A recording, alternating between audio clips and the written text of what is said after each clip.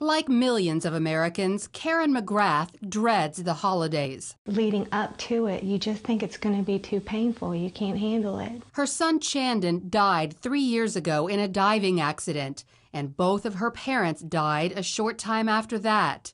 Then came a divorce, which means her kids will spend much of the holidays with their dad. There's a hole, there's an emptiness, there's a longing that you want to be with them instead of being left here. And it's not just the absence of family that contributes to the holiday blues. These holiday times, a lot of times, are tense, and there's a lot of angst regarding family members.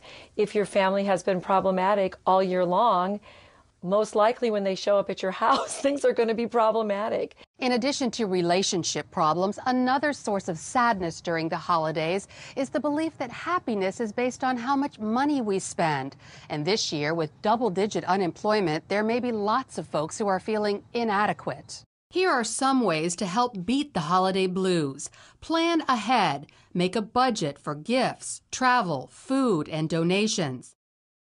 Schedule tasks like holiday baking and shopping so they're less stressful. Reach out, because focusing on someone else tends to lift your spirit and theirs.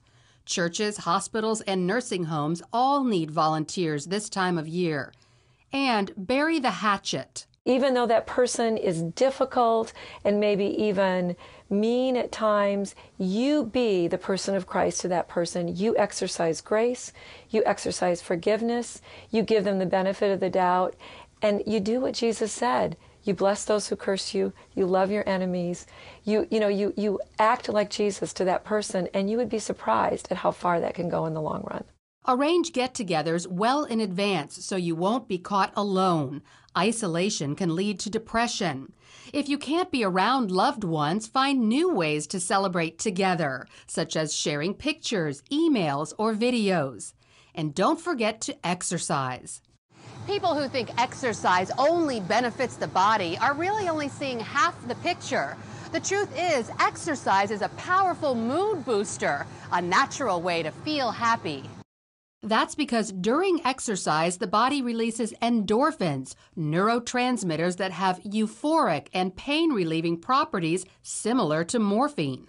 If there's a day I'm having a bad day, I'm stressed out, I'm tired, sometimes working out reverses all of that. So I come into the gym, I forget about my problems, I concentrate on what I'm actually doing physically, and it helps me mentally.